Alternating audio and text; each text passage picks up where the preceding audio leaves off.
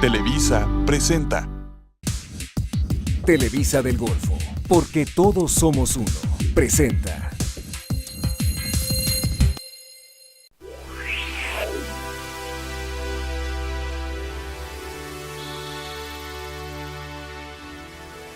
El día de hoy hablaremos de síndrome de intestino irritable. El dolor abdominal y los cambios en el funcionamiento intestinal son señales que nos están avisando que algo no anda bien en nuestro organismo. Esto puede ocurrir después de una infección intestinal, pero también puede haber otras causas, incluso el estrés. El intestino está conectado al cerebro usando señales hormonales y nerviosas que van y vienen entre el intestino y el cerebro. Estas señales regulan y afectan el funcionamiento intestinal y los síntomas. Los nervios pueden volverse más activos durante momentos de estrés, lo que puede provocar que los intestinos sean más sensibles y se compriman o se contraigan más. Este síndrome puede ocurrir a cualquier edad, pero a menudo comienza en la adolescencia o a principios de la vida adulta, y es 2 veces más común en las mujeres que en los hombres. Aproximadamente 1 de cada 6 personas en los Estados Unidos tiene síntomas de este síndrome. En México está presente entre el 16 y el 35% de la población adulta. ¿Qué es un síndrome? ¿A qué se le llama síndrome? Pues mira, el síndrome es una entidad en la cual las manifestaciones que tiene el paciente pueden ser presentadas por varias enfermedades, como en este caso, que es el tema, el dolor abdominal, que es uno de los síntomas principales, es el síntoma pivote, es por el que el paciente llega a la consulta.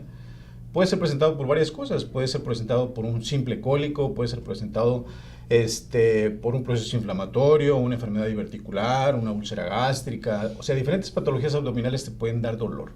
Entonces, la presencia de síntomas que no son específicos, pero que se establecen alrededor de un procedimiento es lo que se conoce como síndrome. Muy bien, creo que esto ya nos deja más claro. También mencionabas antes de entrar al aire que no hay una enfermedad que suscite mayores discrepancias entre el modo en que el médico le explica al paciente el origen de lo que está pasando, del problema, y las expectativas que pone el enfermo en el médico. ¿Por qué crees que sucede esto? Mira, sí, efectivamente, así como lo comentas, sucede. Lo que pasa es que el paciente llega con nosotros a la consulta, te refiere su síntoma más importante, que es el dolor. Y cuando uno empieza a oír al paciente y empieza uno a sospechar de un trastorno funcional digestivo, evidentemente esto no es prácticamente una enfermedad. El médico puede darle no la importancia que le está dando el paciente. O sea, el paciente dice me duele, ¿verdad? Y el médico, claro, considerando que es un trastorno funcional, en ocasiones nos atrevemos a decir expresiones que no son adecuadas, como decirle al paciente, no, no se preocupe, usted no tiene nada. Esto no es una enfermedad, es un problema funcional. Pero al que le interesa es al paciente. O sea, el paciente él tiene el dolor y a él no le importa qué es lo que ocasiona la causa, o si es un problema funcional, si es un problema estructural. Lo que le interesa es que le quites el dolor, ¿verdad? Claro. Entonces, creo que este trastorno, el síndrome de intestino irritable, pues es una condición que tiene precisamente esas características, en las que el médico ya sabe de antemano que no hay una alteración bioquímica o estructural, y que esto se debe, bueno, a varios factores que pues más adelante vamos a platicar con todo. ¿Cómo definirías o en qué consiste el síndrome de intestino irritable? Mira, el síndrome de intestino irritable se caracteriza principalmente por dolor abdominal y evidentemente va acompañado de otras alteraciones tanto en la frecuencia de las evacuaciones como en las características de la consistencia de la evacuación. Es decir, en base a esta definición existen varios criterios ya bien establecidos y que han sido determinados o expresados por comités de expertos, y de ahí se derivan principalmente los criterios Roma 3, ¿verdad?, en el cual se establece que el paciente puede cursar pues, con dolor, con alteraciones en su frecuencia y en la consistencia de las evacuaciones, y en base a esto puede haber pacientes que cursen con estreñimiento. Algunos pacientes tienen dolor y estreñimiento, otros pacientes tienen alteración, tienen dolor y tienen diarrea, o bien pueden estar cursando con diferentes, alternando entre diarrea y estreñimiento, ¿verdad? Entonces, estos criterios son criterios clínicos y que en un momento determinado nos pueden llevar a la conclusión de que el paciente lo que tiene es un trastorno funcional.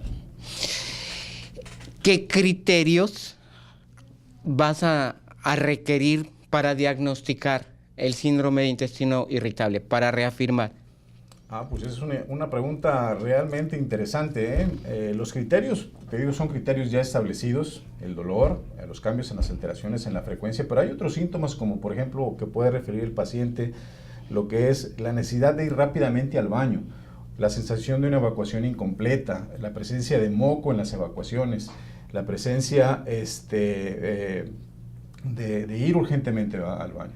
Pero evidentemente esto no te establece. Por lo tanto, el diagnóstico tiene que descartar alguna patología estructural y ahí es donde aparecen los síntomas de alarma, que si aparecen síntomas de alarma como por ejemplo la pérdida de peso con una causa no explicable, si el paciente refiere que ha tenido fiebre o bien que ha presentado sangrado en las evacuaciones, eso nos debe de prender el foco de que el paciente puede tener otra alteración, una alteración estructural, y que nosotros pudiéramos confundir con un síndrome de intestino irritable. O sea, hay que descartar todas otras enfermedades que pudieran estar causando eso antes de decir que es un síndrome de intestino irritable. Exactamente, o sea, puede ser como un diagnóstico de exclusión. Si podemos descartar otras enfermedades en las que no existe alguna alteración bioquímica o no sospechemos de una alteración estructural, pues lo podemos hacer. Ahora, es bien importante los antecedentes y por eso el médico debe tener el tiempo suficiente para la consulta.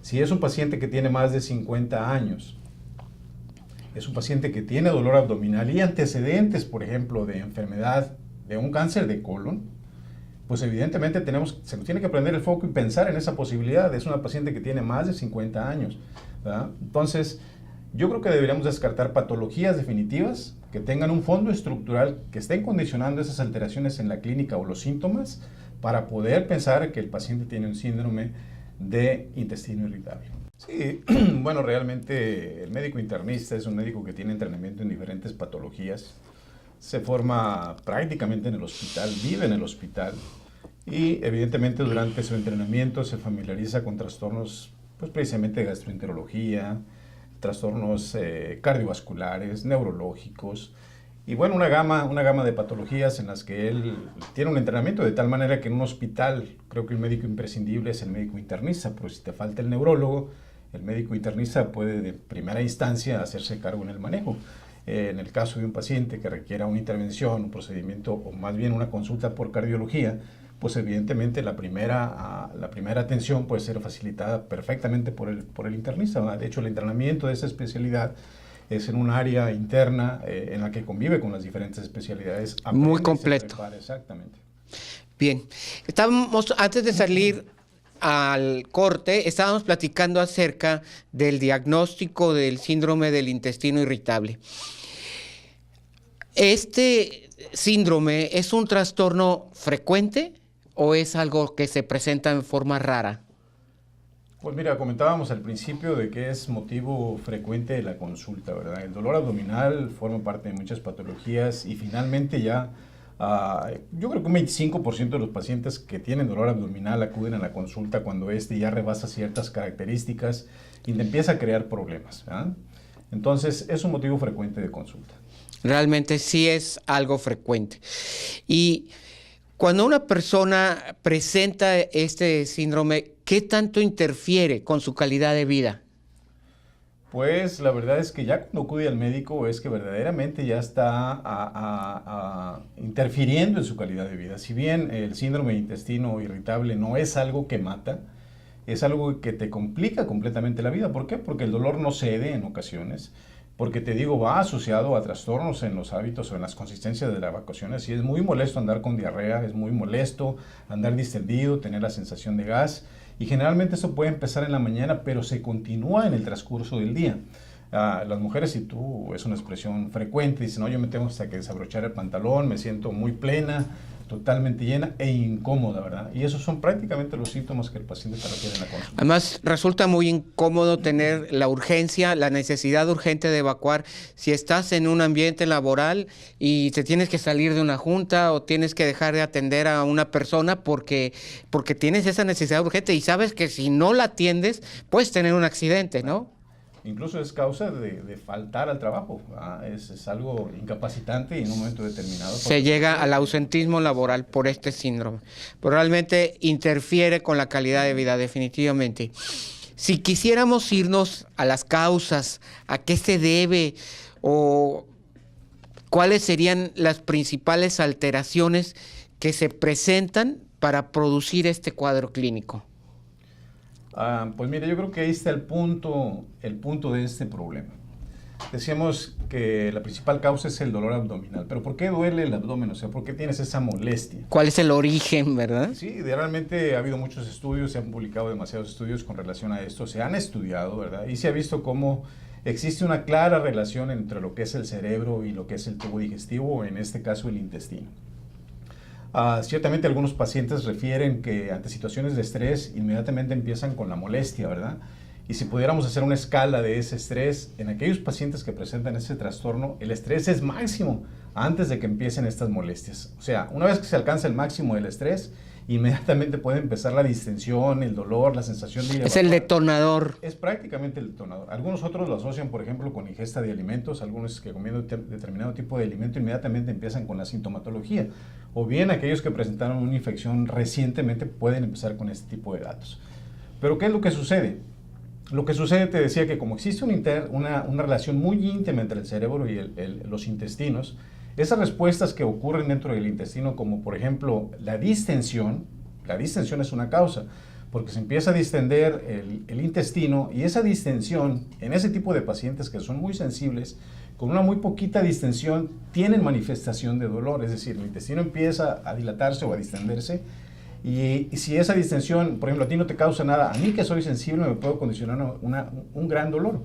Entonces, el que empieza a distenderse por exceso de gas, por algún alergeno de los alimentos o alguna cosa, se distiende el intestino, y el paciente que es susceptible inmediatamente siente el dolor. Y es un dolor intenso, es un dolor profuso, es extenso incluso, y demasiado incómodo. Y además, en ese tipo de pacientes, las contracciones musculares del músculo liso intestinal son contracciones muy intensas, extensas incluso, de muy buena amplitud, de tal manera que un buen tiempo están con ese dolor. Y eso lo percibe el paciente, inmediatamente lo amplifica el dolor, de tal manera que el estreñimiento, la distensión, las diarreas y el tipo de contracción que presentan en el intestino es lo que está condicionando el dolor, ¿verdad?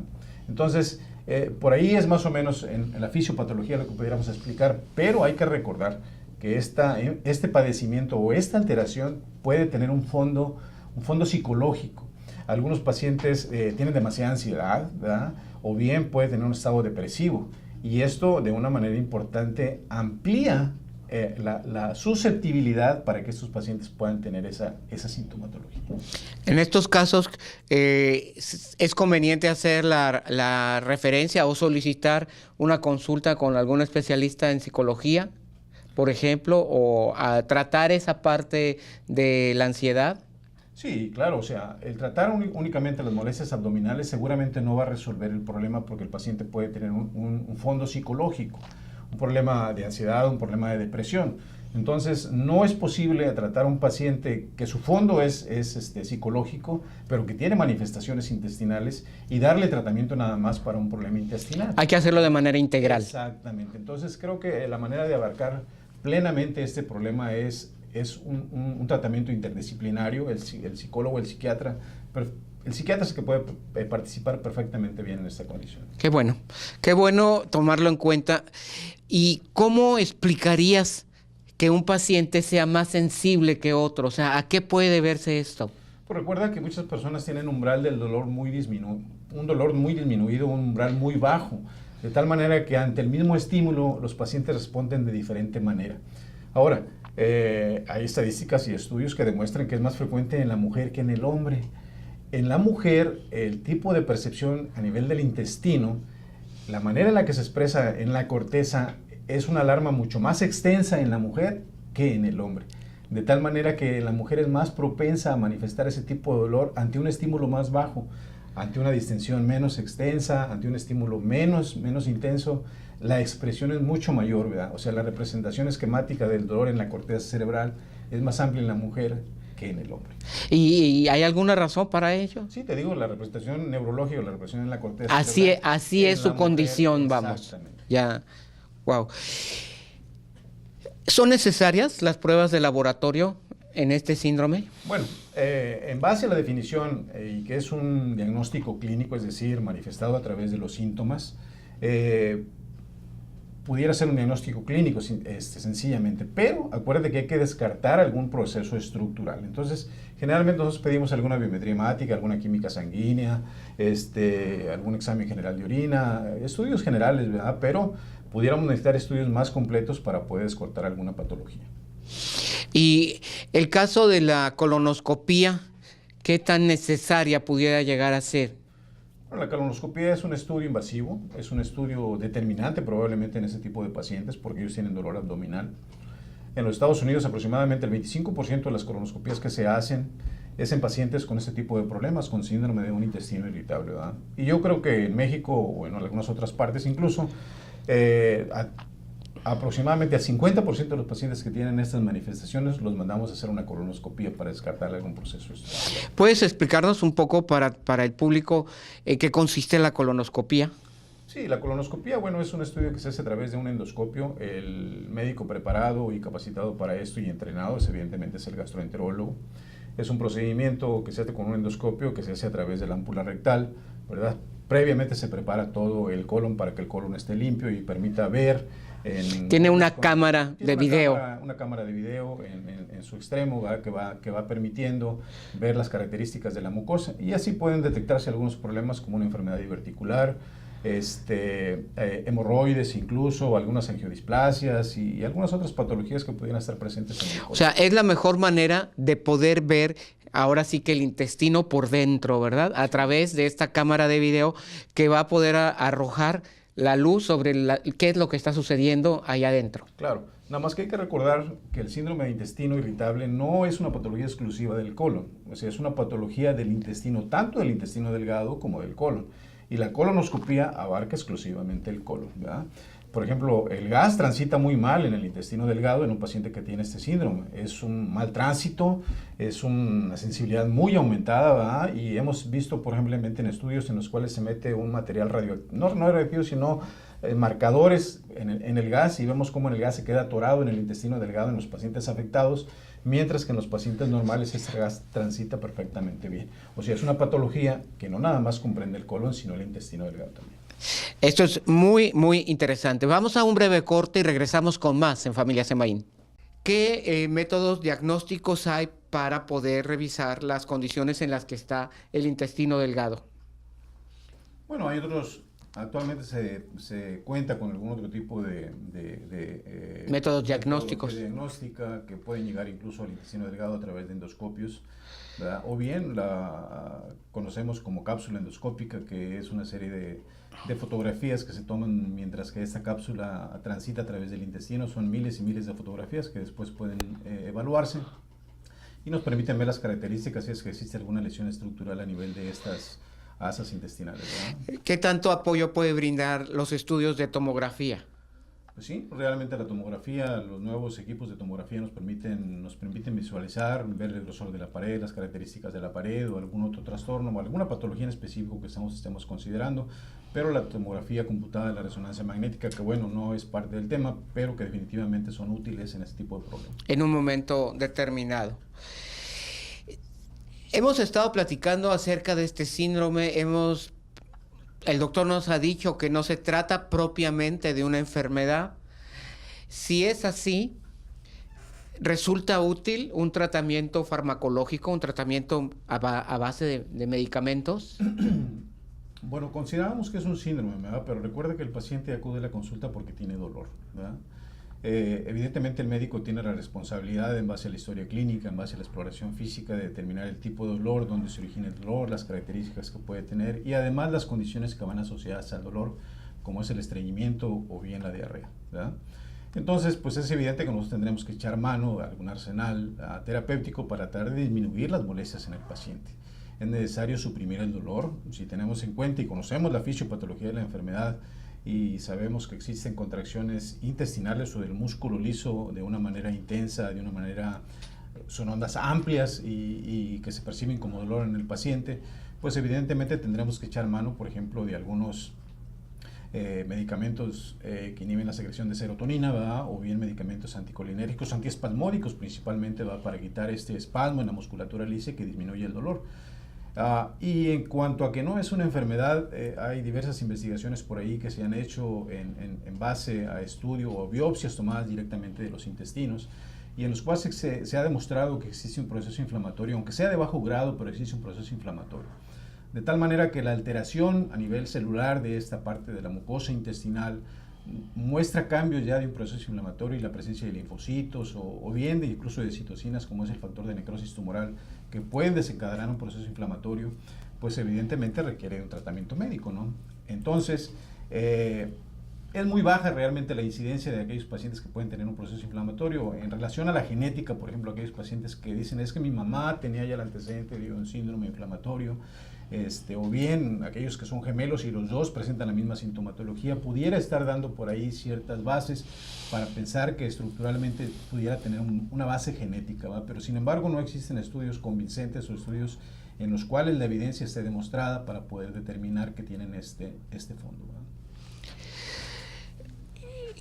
En un momento determinado, una persona que ya está siendo tratada, ¿qué tanto valdría la pena analizar los hábitos alimenticios especialmente o de algún otro tipo y la modificación hacia unos hábitos más saludables? ¿Qué tanto puede apoyar esto? No, definitivamente. Recuerda que algunos pacientes relacionan, por ejemplo, la presencia o el inicio de la sintomatología ante la presencia o la ingesta de cierto tipo de alimentos, ¿no? Una vez que comen esos alimentos, inmediatamente empiezan con el inicio de los síntomas y pueden ser alimentos que tengan algún antígeno, medicamentos sean productores de gas, ¿verdad? Precisamente, y que inmediatamente se produzcan. ¿Podrías darnos algún ejemplo? Bueno, alimentos que puedan producir gas, por ejemplo, la zanahoria produce gas, el plátano, y bueno, algunos otros alimentos que entran dentro de esta categoría, ¿verdad? Entonces, si se refiere o si el paciente se da cuenta de que al comer esos alimentos se le detona la inflamación, sería conveniente que abandonara el consumo de esos alimentos. Sí, definitivamente hay que suspenderlos porque son, ¿cómo te diré?, disparadores de un proceso inflamatorio y de intolerancia por parte del intestino. Y el que el intestino tenga esa intolerancia porque la fibra muscular empieza a alterarse, pues desencadenará principalmente en lo que es el dolor abdominal. ¿El ejercicio puede ayudar? Sí, el cambio en el estilo de vida, sobre todo, por ejemplo, el tener actividad física disminuye mucho el estrés. Cuando uno está corriendo, o estás en el gimnasio, o estás haciendo una actividad física, pues deslindas prácticamente tu actividad nerviosa en una especie como de relajación, ¿no? Tu frecuencia cardíaca se estabiliza, tu mecánica respiratoria está bien, tus músculos entran en una mecánica agradable, ¿verdad? Que finalmente te retira del estrés. Es muy difícil que alguien esté corriendo, esté haciendo una actividad física y esté nervioso, ¿verdad? Entonces claro, creo que es la manera de disfrutar probablemente la plenitud del organismo, ¿no? En base a eso, y te liberas del estrés. Entonces, en ese aspecto, creo que el cambiar nuestro estilo de vida, el entrar o llevar a cabo una actividad física, pues definitivamente funciona. Para Semaín, la seguridad del paciente es lo más importante. Por ello contamos con el talento médico certificado y tecnología de punta. Capacitamos constantemente a nuestro personal y mantenemos las instalaciones en óptimas condiciones para brindar a su familia servicios médicos en forma oportuna y eficiente las 24 horas del día. Hospital Semaín. Teléfono 213-0201. Una persona que ya es diagnosticada con el síndrome del intestino irritable, ¿se cura? Bien, recuerden que estamos ante unas manifestaciones que no tienen una base estructural o un problema, una estructura orgánica, ¿verdad? Esta sintomatología va a persistir durante años seguramente. De hecho, dentro de la definición, que es un problema crónico, es un problema cíclico, y destaca sobre todo la recidiva con la que se presentan los síntomas del paciente. Entonces el paciente debe conocer perfectamente sus condiciones en las cuales se despierta esta sintomatología o se presenta el cuadro clínico.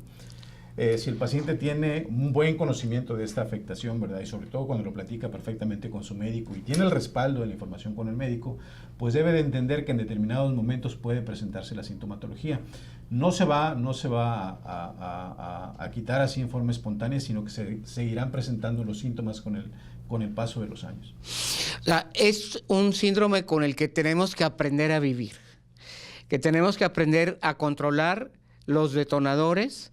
Exacto. Para tener una mejor calidad de vida. Exacto. Entonces, es importante la información, en primer lugar, ¿verdad? Tener la atención con el médico, que tenemos la confianza para externarle todas nuestras dudas y que tenemos la confianza para, pues, entenderle, para creer lo que nos está diciendo y hacer caso con las recomendaciones que nos está dando.